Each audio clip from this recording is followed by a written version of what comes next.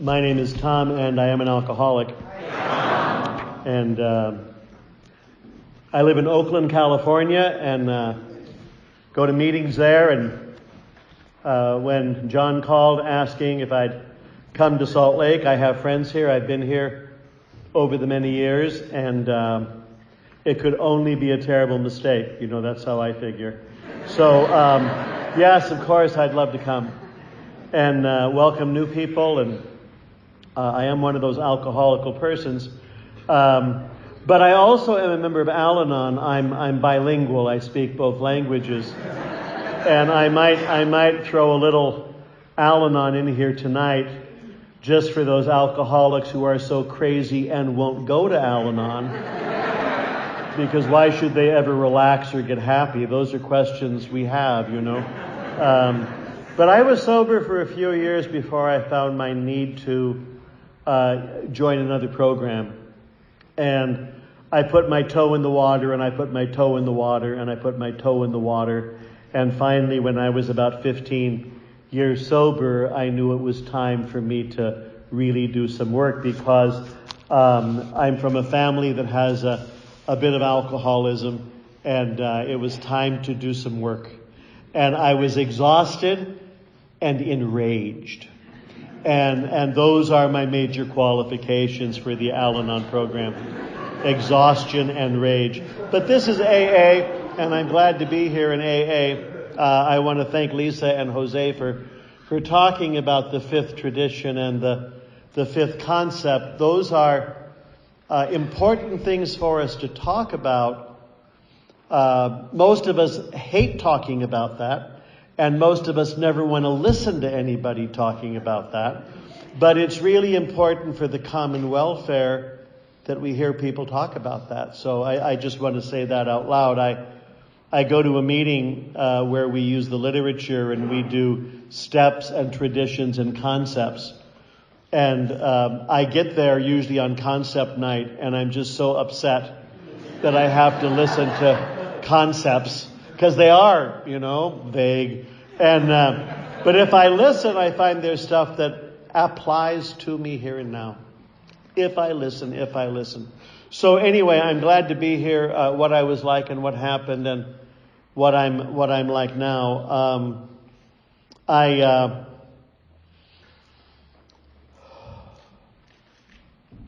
didn't know anything about alcoholism or Alcoholics Anonymous before I got here. I grew up, there's drinking in the family, and there's alcoholism on both sides of the family, and we never talked about it.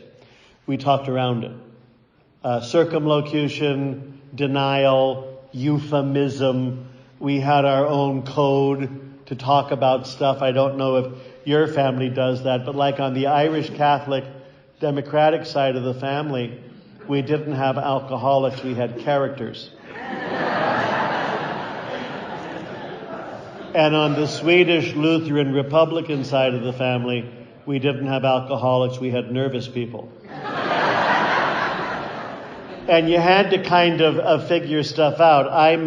I'm the youngest in my family, but I'm the first one who gets sober. Others are sober and members of Al-Anon and other programs. So the dynamic has changed from when I was a kid. But I really come in, I loved alcohol, I loved everything about it. I heard my sponsor say once that if you are speaking at an AA meeting, you should mention that you drank, and so I'd like to do that for a few moments. And I'm a snob. I preferred certain things to drink, but I'd drink anything. And I loved beer, and I loved wine, and I loved vodka and gin and bourbon. You know, I didn't think you had to choose. Yeah, all of them worked for me. I have poured scotch into milk because then they don't think you're drinking. I have poured vodka into iced tea because then they don't think you're drinking. And I had friends who are supposedly bright, but I would be drinking iced tea and vodka, but they thought I wasn't drinking. You know, I don't know if you've gone through one of those periods where publicly you're not drinking. But you're drinking. And I remember I passed out, fell on the floor, and they were convinced that I could not be drunk, although I smelled of booze and looked like I was drunk, because I promised them I wouldn't drink. And it just didn't occur to them how easy it is to lie.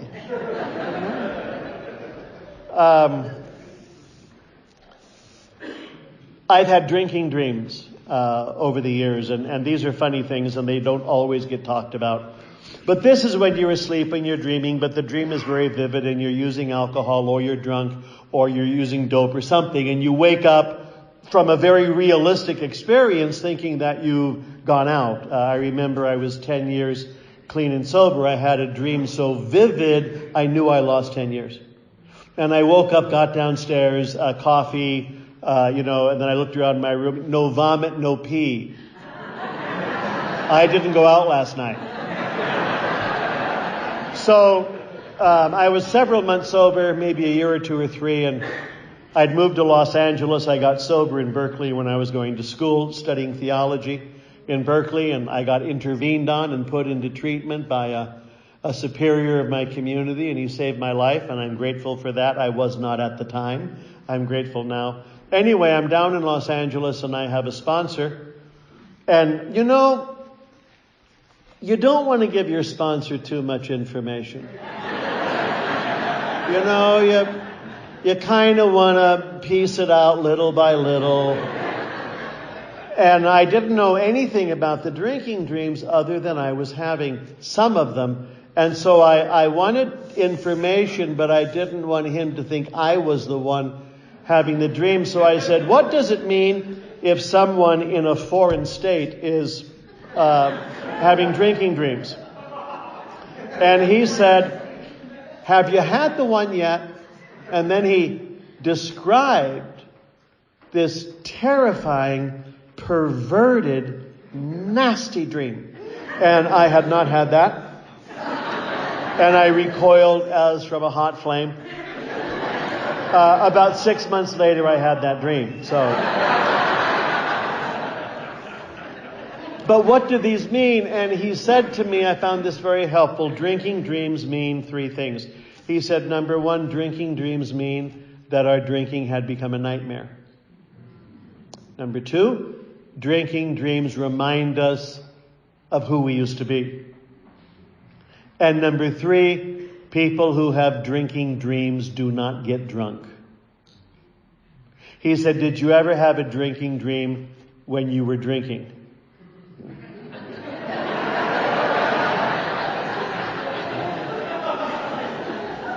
Only sober people get them. So, especially for folks who might be new, you in your first 20 years, I want you to know, if you have the dream, it doesn't mean you're doomed. It means you're an alcoholic, is what it. Anyway, in the last year or so, I had one of these dreams. I'm flying, I'm in an airplane, I'm in the middle row, every seat is taken, and no one is looking in my direction. And that's very important. But on the floor, by my right foot, there is a glass of white wine. Now, in the dream, I knew if it was Chardonnay or Chablis. I don't remember which one, but I'm not that much of a white wine drinker. But there it is. And I make sure no one's looking, and I reach down, and I pick it up, get a mouthful, put it down. I do that a couple of times, and I wake up. I'm not drunk, but I'm very full of the feelings of being a sneak. And I had forgotten how sneaky I had to be when I'm active. No one can hear the whole story. I mean, I'm telling you part and I'm telling you part. Hope you don't meet. Kind of telling you some bit of this and a bit of that. And I'm always revolving my whole life around the fact that I need a pretty steady supply of alcohol. And I'll do pretty much anything to get it. I'm a daily drinker. I have gone through a couple of dry periods where I never went to meetings. I never thought I needed meetings. I just toughed it out. I'm not going to drink. I'm not going to drink. And Dr. Silkworth, when he's talking to Bill W., talks about allergy of the body and obsession of the mind. When I was not drinking, that's all I was thinking about. Absolutely obsessed about not drinking. Get up in the morning, I'm not drinking. Have coffee, I'm not drinking. Go to class, I was at Berkeley, not drinking. Have lunch, not drinking. Take a siesta, not drinking. Wake up, another class, not drinking. Have lunch, not drinking. And then Walter Cronkite was on. It's that long ago. You young people can Google Walter Cronkite and see who that is. And he would say, and that's the way it is, on such and such a date. And I'd look at my watch, and it would be 7 p.m., and it would be 5 more hours of not drinking. And I would stay up to midnight, and then cross another day off the calendar. This is not happy, joyous, and free. This is, every day is a little longer, and every day was a little worse. And I always thought that my next drink was inevitable. I could stop. I couldn't stay stopped. And then I think Jose mentioned this, I can't control my drinking after the first drink. I cannot guarantee my behavior after my first drink. Sometimes I would drink a lot and nothing would happen. Sometimes I would drink a little and anything could happen. And I never knew what it was going to be. I'm a drunk driver too. I'd like to just mention that. I heard my sponsor mention that once. He said, I'm Terry, I'm an alcoholic, I'm a drunk driver. And then he paused and said, that means I was willing to kill you. And I never killed anybody, but I drove drunk regularly from the time I got my driver's license at 16 until I got clean and sober at 29. Now I'm in my 73rd year, so I've been here for a while. And I took the AARP senior driving course because it's a very good idea, for those of us who are elderly. And they mentioned that drunk driving was a really bad thing. They also mentioned that angry driving is as deadly and dangerous, and sleepy driving is as deadly and dangerous. And I'm a very good driver most of the time, but I pay attention if I start falling asleep. It's only 5 miles away. Pull off the road and sleep, I also learned in the AARP senior driver course that when I learned to drive, you had your hands on the steering wheel at 2 o'clock and 10 o'clock. Now they like it at 3 or 6 or down here. And the reason they do is if you have your hands on the steering wheel up here and the bag goes off, what do they call that thing? The airbag, you break both wrists. Now see, that's worth knowing. And if you remember nothing else from our little Alcoholics Anonymous meeting tonight, hold the wheel differently. I went to a meeting. It was in Oakland. It was an old-timers meeting, and everybody in the room was 153. And I was 29. And a guy there,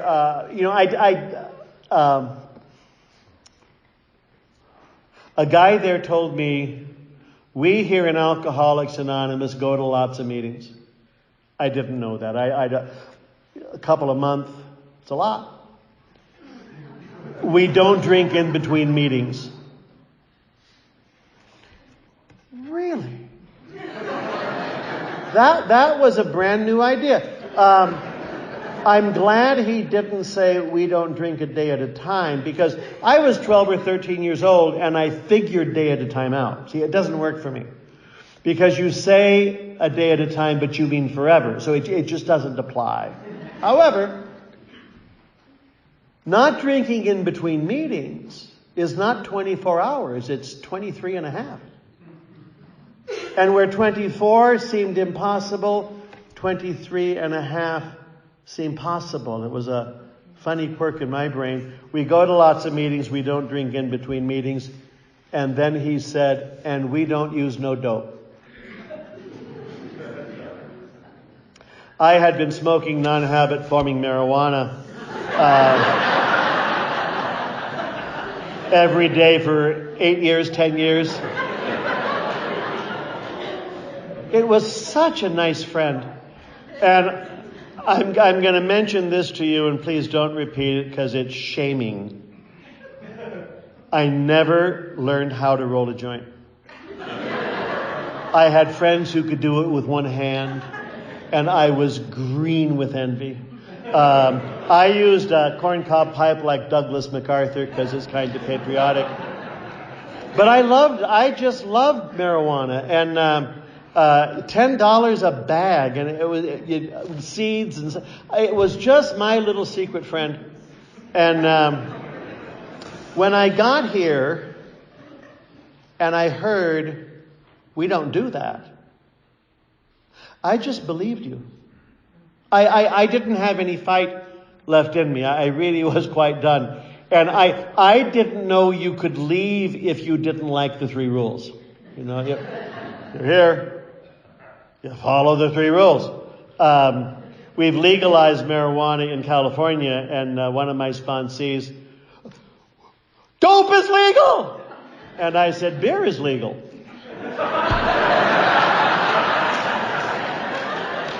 What's your question? Oh, well. So I did that a lot. I went to meetings. I didn't drink. I didn't use.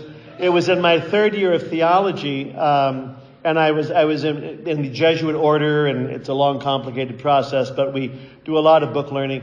But my 3rd year of theology, I went to a huge number of meetings. It's what gave me breathing room.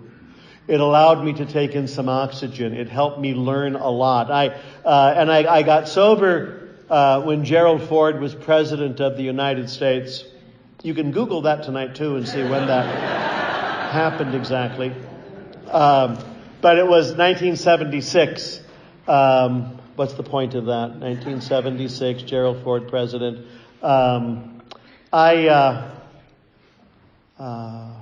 That was going somewhere, and then it went away. Yeah, theology. Oh, that year, thank you. That year, I went to meetings. And graduate school is a funny thing. If you play it right, no one ever sees you. You can hide in graduate school, many of us do. And one of the things I found sober, I didn't know how to write. I had never written a paper sober in my life. From high school on. 6-pack of beer, typewriter, let's go. And it was an extremely clumsy, awkward experience. I did not feel bright. I did not feel smart. I did not feel anything other than clumsy and awkward. And waking up to the chaos of my life. Go to meetings, don't drink, don't use, and wake up to the chaos of my life. And meetings helped. I don't know if I went to 90 meetings in 90 days, but I know some days I went to 3 meetings. Weekends. What do you do on weekends? And right in the Bay Area, there were a lot of meetings, and there was the El Cerrito Fellowship. And they had meetings all day long. And on Friday and Saturday nights, they had a meeting at 6 p.m., 8 p.m., 10 p.m. And if you were still a little edgy, there was a midnight meeting. And that saved my life. I didn't know where to go or what to do if I wasn't drinking. I was a disabled person because alcohol had been my crutch for such a long time. I went back to teach. I taught in Los Angeles. I taught high school kids.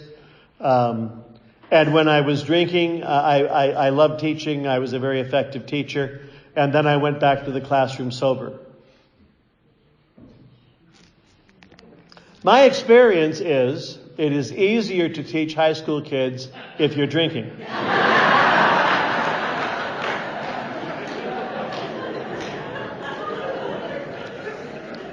And boy, did I have chaos. I mean, it was all the insecurity and fear that I lived with was there. I mean, I was very aware of it. And, I went to meetings and I had a sponsor, and I went to meetings and I had a sponsor. and I had a therapist I went to see, and I told this therapist about, I was so afraid of my students, I couldn't tell them apart. They just all blurred into this adolescent kind of glob. And how do you deal with fear? How do you deal with fear of kids? And one of the things he suggested was that when I walk through the schoolyard, I walk slowly, I look kids in the face, and I say hello to them as I walk past. Instead of running, It was a really tough year. I learned a lot. It was a really tough year. And around that time, starting maybe when I was 6 months sober to when I was 2 years sober, I knew it was time to do a fourth step. Because I was told if you didn't do a fourth step, you'll drink again. And that was enough motivation. Well, how do you do it? So I did research like some of us do. You research the fourth step rather than doing the fourth step. I'd go to meetings where it was the topic and I'd quietly listen and take notes. But I knew, following the book, there's a lot about anger and there's a lot about resentment, anger. There's a lot about fear. There's sexual stuff and there's stuff about money. And you make lists and you take a look at stuff and you draw stuff out. Bill gives some examples in the book. And I was at a meeting. We had a young people's meeting on Monday night. A lot of young people got sober in the mid-70s, mid-20s to mid-30s. Lots of young people got sober. 10 years earlier, that was not true. If you were 30 years old showing up at a meeting, you were the youngest person by a generation or two. But there were lots of people at that time. So there I am. And I was at this young people's meeting. It was a 1-hour speaker discussion. That's our usual format. And the guy talking made me mad. I didn't like what he said. I didn't like how he said it. He thought he was amusing. I found him offensive. And by the end of the meeting, I just was mad. And I realized I could go home and start writing about this. With that energy of anger. Write down the list of everyone you want to see slowly dead. And with that kind of emotional upset, I just started writing names down. I didn't go across the page. Write name. And that guy was on the top of the list. And then there were some authority figures that I've always despised and a few other people. And I got 8 or 10 or 12 names. And then that upset, passion, anger passed, and I put down the pen. And over the next 18 months or so, year or 18 months, whenever I was upset, I wrote. And when I wasn't upset, I wasn't really able to write very much. But I was almost 2 years sober, and I said, get this done. So I took some days off, and I went on a retreat. And I wrote, and I wrote, and I wrote, and I got it done. And before that, I made an appointment with my sponsor if he would hear my fifth step. You don't have to do it with your sponsor. The book says with another human being, and some sponsors don't qualify,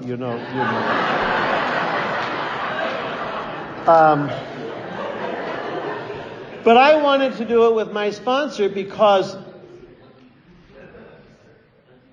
I didn't trust anybody.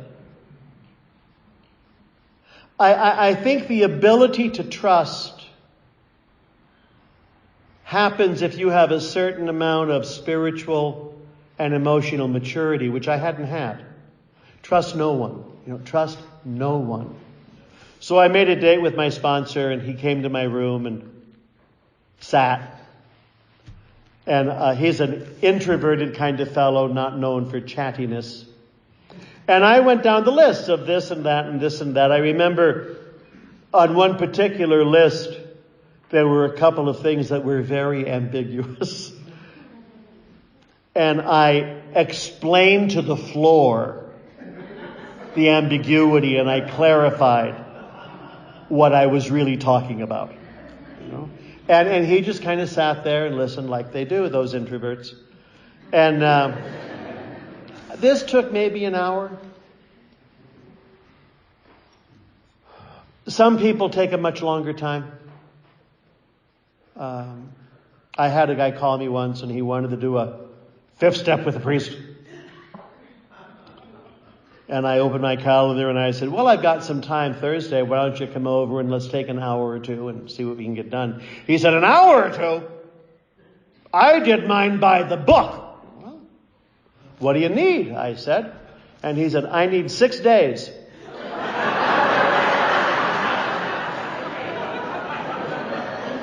Three hours in the morning, we break for lunch, 3 hours in the afternoon, your evening's free. 6 days.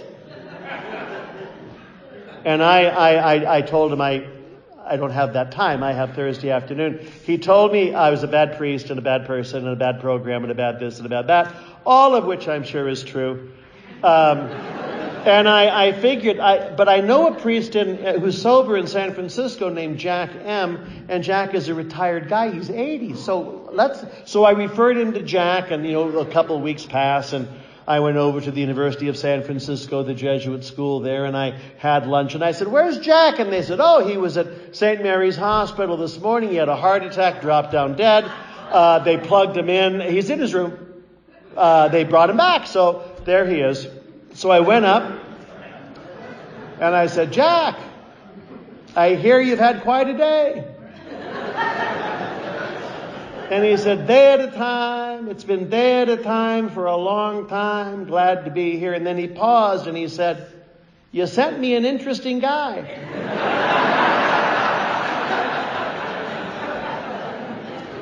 And I said, what did you do? And he said, well, Jack said, when he told me he needed 6 days, I told him, listen, I'm an old man.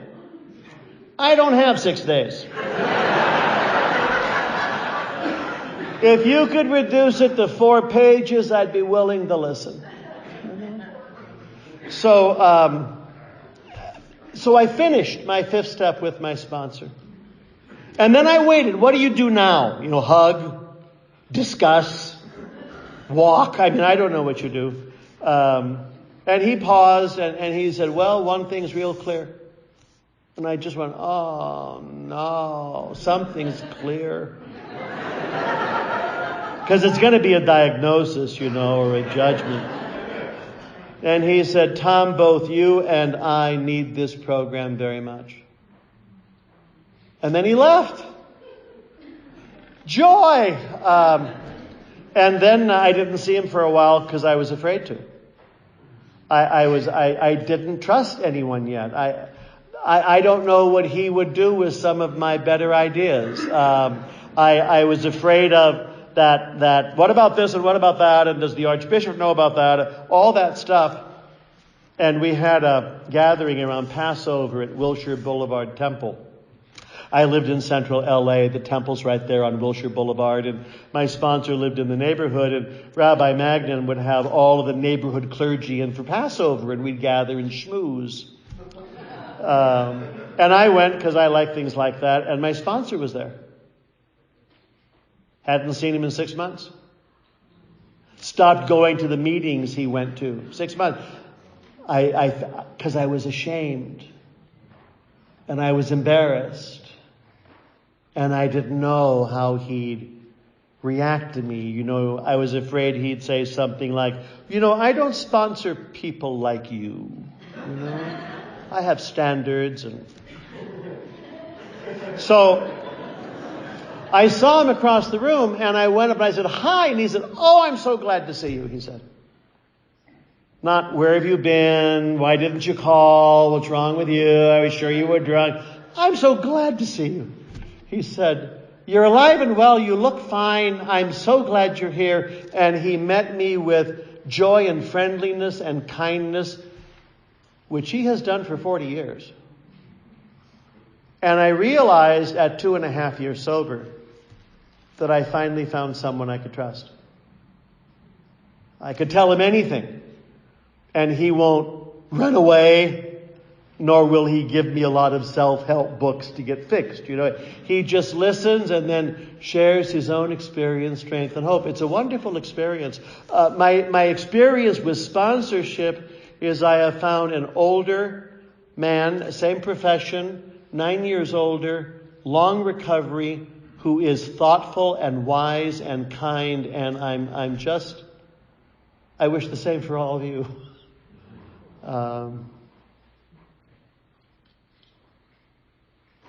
He has dementia. So he's disappearing, and we've been aware of that for a while. Now, what happens when your sponsor starts disappearing? We all panicked and talked to each other and what's wrong, and he'll repeat himself and he won't remember things. Old stuff is just fine.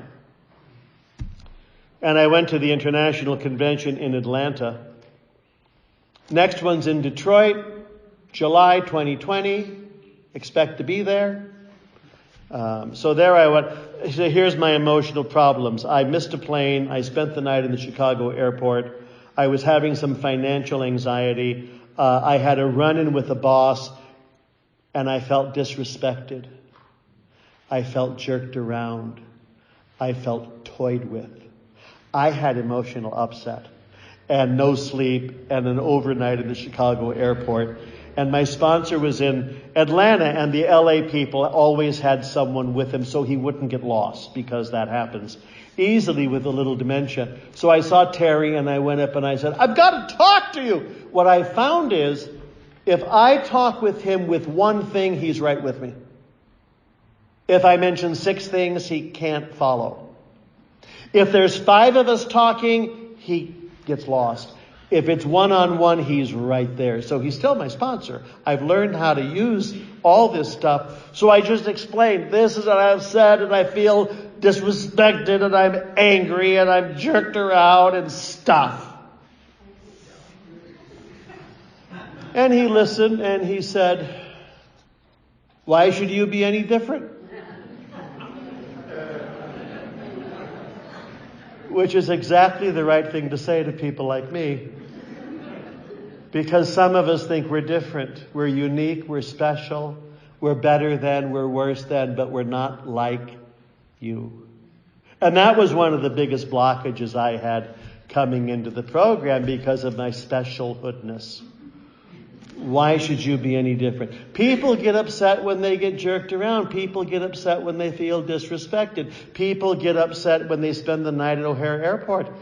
You're one of us. And just by his saying that, relieved 60% of the crazy. Oh, well then I'm safe with you. Yeah, you're safe with me. It's been very good to be with him.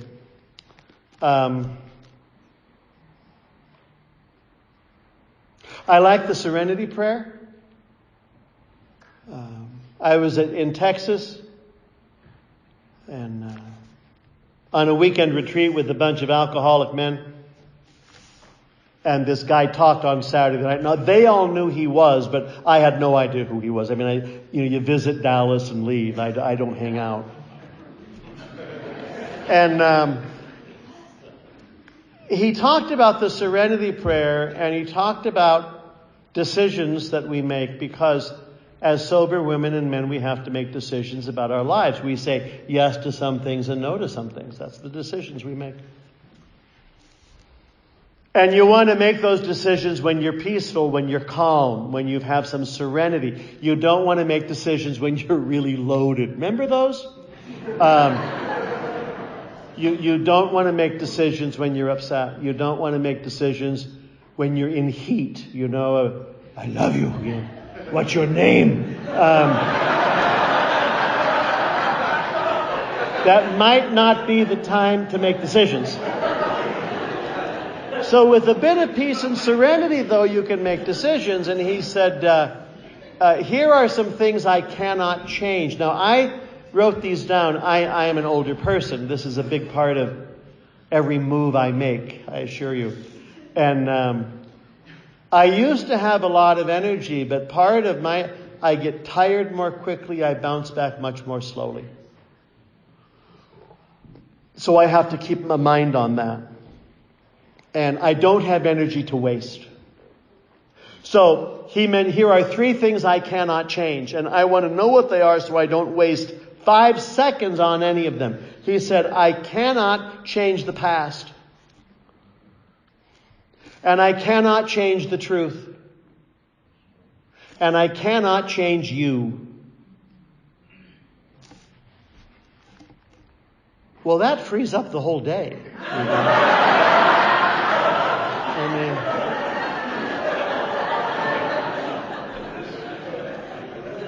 mean, some stuff happened in the past and there are consequences, and those are just the hard facts of life. I have to know that. I was talking to a sponsee, very interesting person. And I can't change the truth. And she said, so what's the truth? And I don't know if she knew she was quoting Pontius Pilate, but what's the truth? I said, gravity, physics, the laws of motion, space and time, digestion, biology, the truth. And gravity doesn't care if you believe in it or not. It will take you down. And where's Betty? Betty, where are you? Betty, where are you with your limpy foot? There you are, Betty, right there. You can talk to her about gravity. With her broken foot. I like Monk, the obsessive-compulsive detective. I live with someone just like that. And Monk he's always anxious about stuff. Who isn't? And there were a bunch of young people in his house, and as they were leaving, Monk said to them, be careful, there's a lot of gravity out there. And I keep that in mind. And I can't change you. Even if you're my spouse, even if you're one of my kids, even if you're my parents, I can't change you. One of the Al-Anon things that gets discussed is that loving someone does not change them. It changes us. But it's not like, my love will protect you from all weirdness. Oh, that's just not true. That's just not true. So, can't change the past, can't change the truth, can't change you. What can I change? And this guy from Texas said 3 things. I can change my thinking. I can change my behavior. And I can change my attitudes. Which is the focus of the 12 steps. My thinking. I need to learn about the disease and I need to learn about the recovery. There's a lot to learn. My behavior. I'm pretty self-destructive.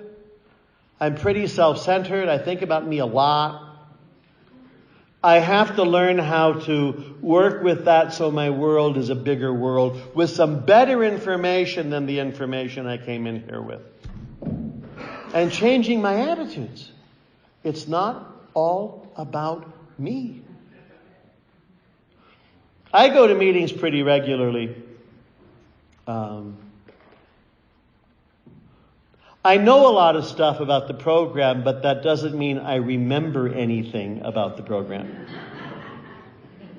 And lots of times at a meeting, I'll be reminded of the most life-saving things that I simply had forgotten because I got distracted by something else. I like the book. I use the book a lot. I brought my very own copy. I wasn't sure if you had one in Salt Lake. And when I got sober, a lot of times at meetings, we read the beginning of chapter 11.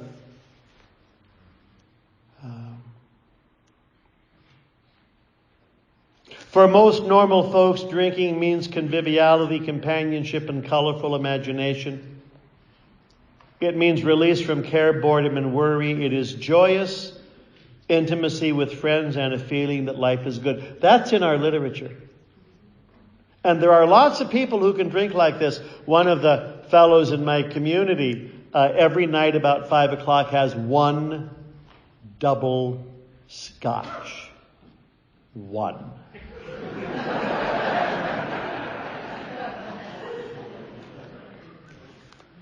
My middle brother, oldest brother's alcoholic. My middle brother had depression and cancer, but not alcoholism. And I was drinking, and he'd just come back from Vietnam, and I said, Paul, can I get you another drink? And he said, oh, no, thanks. I'm starting to feel it.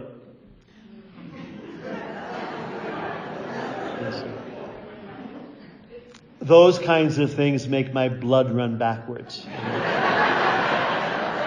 And I wanted to explain to him that the point is to feel it.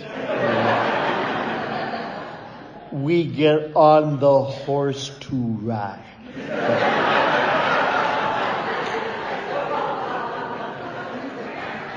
Then Bill writes, but not so with us in those last days of heavy drinking. They were but the old pleasures were gone. They were but memories. Never could we recapture the great moments of the past. There was an insistent yearning to enjoy life as we once did, and a heartbreaking obsession that some new miracle of control would enable us to do it. There was always one more attempt and one more failure, and that describes my drinking. Right there. This is on page 151. The less people tolerated us, the more we withdrew from society, from life itself, as we became subjects of King Alcohol, shivering denizens of his mad realm. The chilling vapor that is loneliness settled down. It thickened, ever becoming blacker. Some of us sought out sordid places, hoping to find understanding, companionship, and approval. I did that. Momentarily we did. Then would come oblivion and the awful awakening to face the hideous four horsemen: terror, bewilderment, frustration, despair. Unhappy drinkers who read this page will understand. 3 more minutes. This is the first page I understood in the book. They read it all the time, and one night I was able to hear it. And the fact was, I was not sure if I was an alcoholic, but I knew I was an unhappy drinker, and I understood that business. Some of us sought out sordid places. I heard my sponsor talk about this. You're out with some people, and they're having a few drinks, but you're drinking. And they end. Bars closed. Party's over. And you're not done. And you got to go somewhere and get done.